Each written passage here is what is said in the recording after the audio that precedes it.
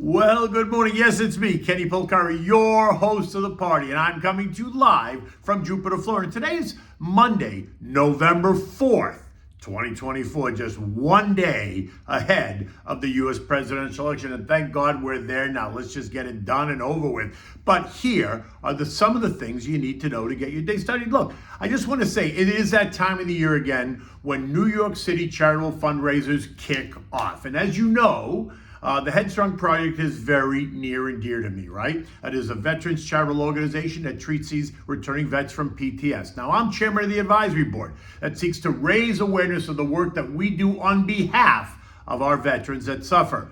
Our New York City Gala takes place on Thursday evening, November 7th at Cipriani's on Wall Street.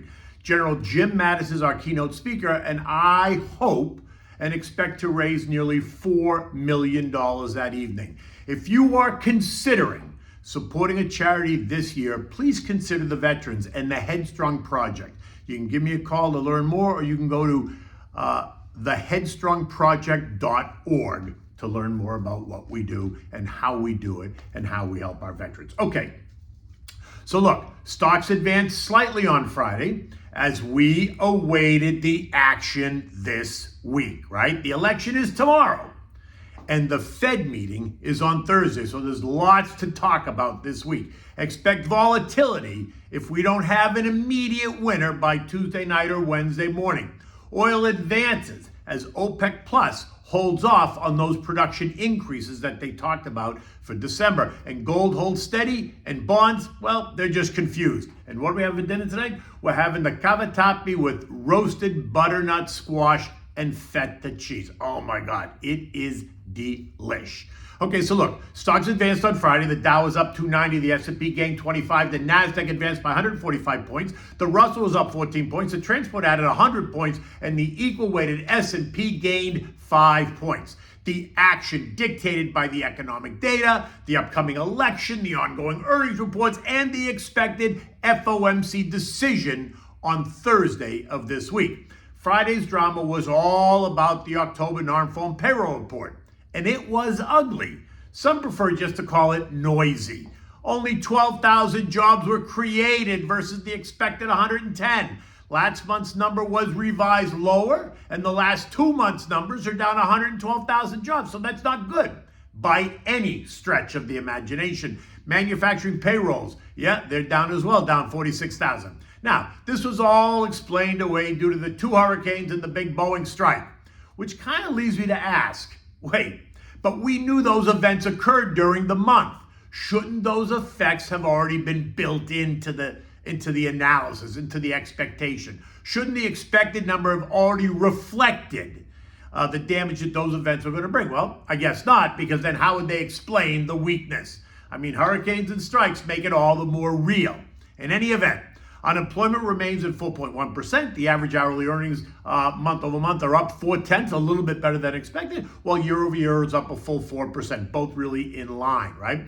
Apple lost 1.2%, leaving it now down 7% off the October high. This as investors and traders and others were apparently spooked by a $14 billion fine that they have to pay in Europe and some weakness in China. Never mind that they continue to earn $100 billion every 3 months. That's basically $1.1 billion a day. Also, never mind that their services business earned $25 billion in the quarter, which equates to another $100 billion a year. I mean, it's ridiculous, but it is what it is. Like I said on Friday, you go ahead, you sell your Apple because growth in China is slowing or there's a $14 billion fine. I'm keeping mine, and I'm buying more because every other metric in the company just keeps making new highs and new highs and new highs. Amazon, yep, they reported also on Thursday night, and they beat over every metric and profitability surged. They took it up 6.2%, leaving it up 30% year to date. Investors can't get enough, and there appears to be more room to grow in Amazon. Estimates are as high now as $250 a share. I think it's trading at $188 right now. Bond yields rose, which is opposite to what they should be doing if JJ is really cutting, but would make sense if the market doesn't think he should. Traders are still holding tight to the idea that JJ is going to cut rates by 25 basis points on Thursday. In fact, there's a 96% chance that happens.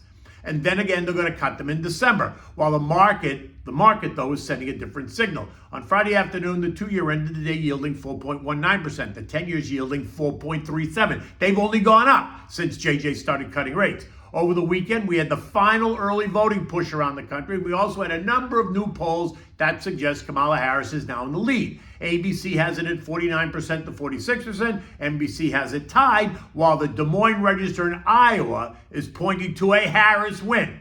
The dollar is taking a leg lower. It's down 60 cents this morning at 103.69. And as a result, Treasury prices are up, sending yields plummeting, which I think is really just a short-term knee-jerk reaction to the flip in the polls, or what appears to be a flip, right? This morning, the 2-year is down 4 basis points at 4.15, while the 10-year is down 9 basis points at 4.28. In the end, I'm siding with the Treasury market.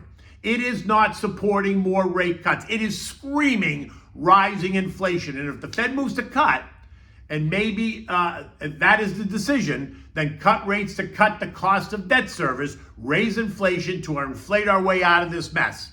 But guess what? Here's what I know. To be clear, to inflate our way out of this debt refers to a situation where the Fed allows inflation to rise, effectively reducing the real value of outstanding debt. Here's what it means in detail. The 2% target that they've been talking about for years now becomes 4%.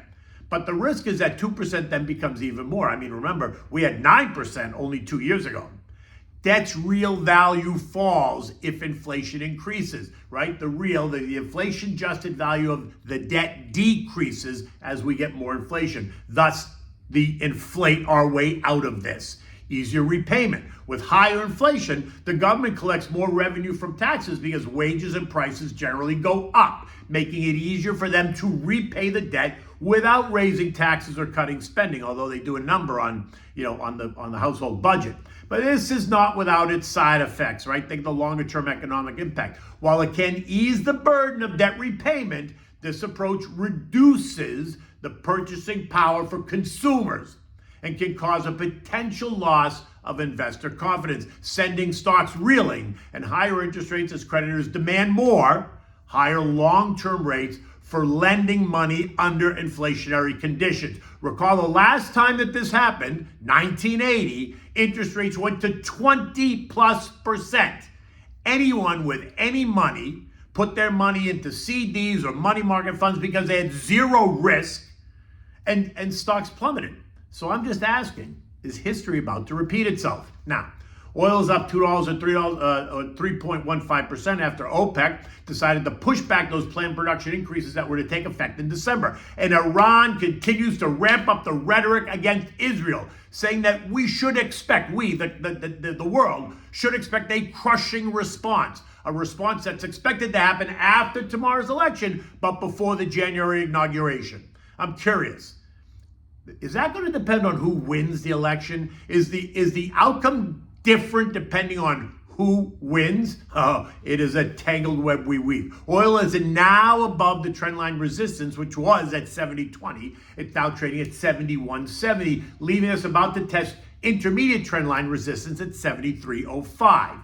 Gold continues to churn in place, 2750, 2800. This morning it's down a buck at 2749, leaving it in limbo, unsure of what's next. So much depends on this week. Trendline support is way down at 2650, while resistance appears to be at 2800.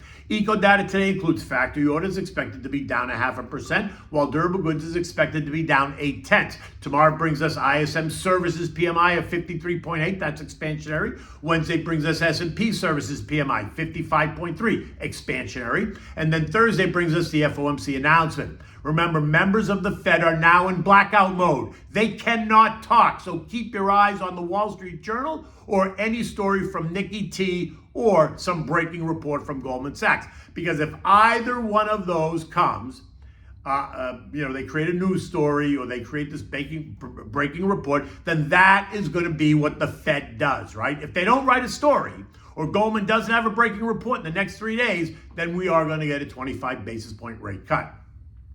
This morning, U.S. futures are up. Dow futures up 30, the S&P's up 11, and Nasdaq's up 33. The Russell's ahead by 2. News over the weekend that the Dow is being reconstituted. Intel is coming out. NVIDIA is going in, while Dow Chemical is being replaced by Sherwin-Williams. All of this happening on Friday, November 8th. So expect all kinds of action in these names to reflect that change in the index. And while we are still in the midst of earnings season, the chatter this week is going to be all about the election and the Fed, period, the end. However, do not discount what happens in Congress. If it remains divided, then we have gridlock, something the market loves. But if we get a sweep in either direction, then it's surely going to mean a new round of spending on either side, as both sides have promised to ramp up the spending. The only thing is, the Republicans are going to ramp it up, and they're going to accompany that with less regulation and less taxation, while the Democrats are going to ramp it up. They're going to add more regulation and more taxation. So you pick your poison. I guess the only thing we have to worry about is, when will we know? European markets are a bit higher this morning, up between 0.2 and 0.6%. It is the rise in oil that is causing some excitement across Europe, while the U.S. election is causing angst for the Europeans. Look, they know what they're going to get with Trump. They're not sure what they're going to get if Harris wins. And so investors there are not making any big bets just yet. They want a little bit more clarity and guidance. The S&P closed at 57.28 on Friday. It was up 25 points. Last week, we traded right down a short-term trend line support at 5,700, and we held. This morning, futures are suggesting we're going to trade a bit higher, but we all know that that can change very quickly. I would not be surprised to see us test that trend line support 1 or 2 more times to see if it holds.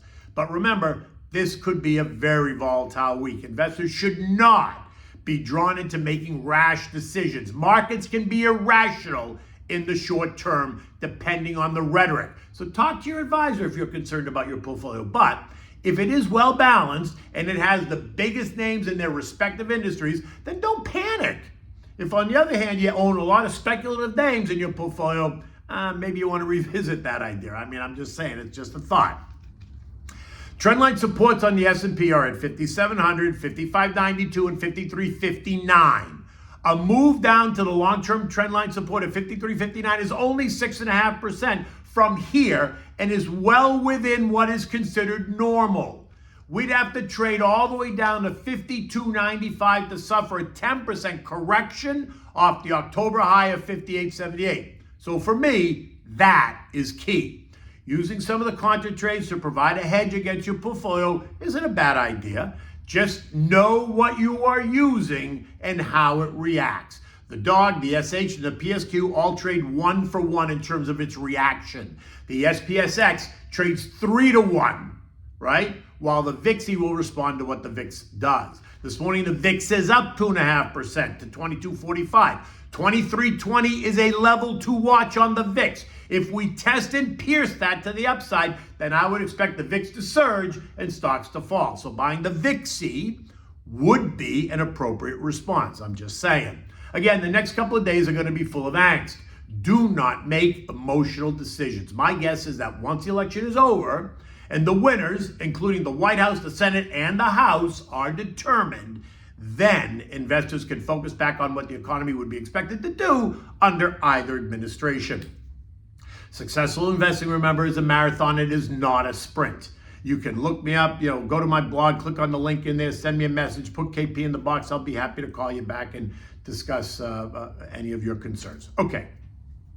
So what do we have at dinner tonight? We're going to have the cavatappi, which is a small pasta, like an ear-shaped pasta, with roasted butternut squash and baked feta. Oh my God, delicious. For this, you need a block of the feta cheese. You need about 5 cups of cubed butternut squash. You need sage, salt and pepper, a garlic bulb, honey, olive oil, butter, and of course the cavatappi pasta. You want to bring a pot of salted water to a rolling boil on the back burner, leave it there until you're ready, right?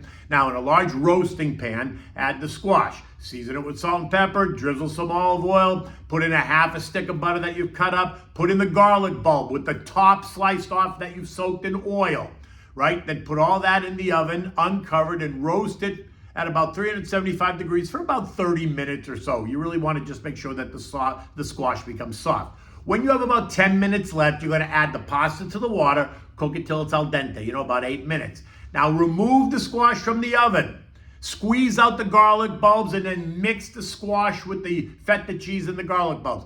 Add the sage and then add the hot pasta with a ladle of the pasta water, right? Add a little bit of honey, just a little bit to give it a little bit of sweetness, right? It's like a very interesting flavor enhancer there, right? Now, some people use hot honey, which is honey that's got chili peppers in it, right? That gives it both a